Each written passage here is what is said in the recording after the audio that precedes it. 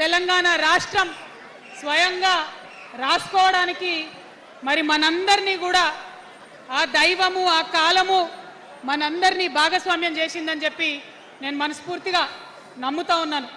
మీ అందరికీ తెలుసు నేను అమ్మవారి భక్తురాలిని. ఇక్కడ స్టేజ్ మీద ఎవరు ఉండకండి, దయచేసి అందరు వెళ్ళండి, ఖాళీ అయ్యండి, మొత్తం అందరు వెళ్ళి కూర్చోండి దయచేసి.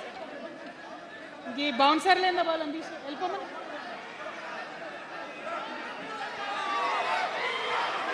జై తెలంగాణ.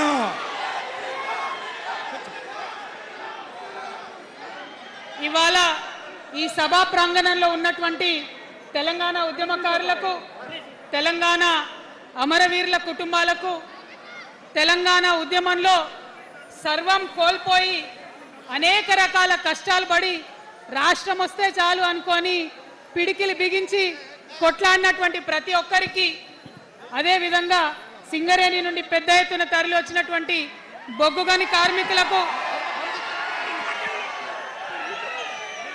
నాకు సింగరేణి చాలా ఇష్టం, కానీ కానీ కానీ మీకంటే మా ఆడబిడ్డలంటే నాకు ఇంకా ఇష్టం. ఈ సభలో ఉన్నటువంటి మా ఆడబిడ్డలకు ప్రత్యేకంగా నమస్కారం తెలియజేస్తున్నా.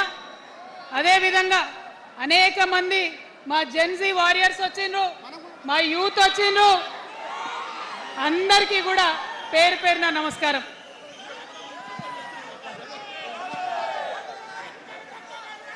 ఇవాళ చాలా చాలా చాలా చాలా మంది ఎదురు చూస్తూ ఉన్నారు ఏం జరుగుతుంది ఈ రాష్ట్రంలో అని. ఒక్క మాట మాత్రం నేను నా తెలంగాణ ప్రజలకు చెప్పగలుగుతా. గత 20 ఏళ్లుగా తెలంగాణ ఉద్యమంలో నేను పోషించినటువంటి పాత్ర, తెలంగాణ జాగృతి పోషించినటువంటి పాత్ర మీ అందరికీ తెలిసిందే.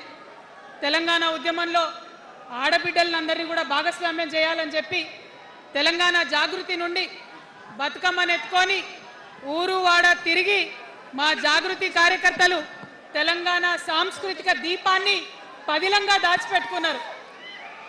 మరి వారు దాచినటువంటి ఆ దీపం ఆనాడు చాలా చీకటిలో కాలరాత్రిలో కూడా ఒక కాగడాలాగా తెలంగాణ ఉద్యమకారులకు వెలుగునిచ్చింది.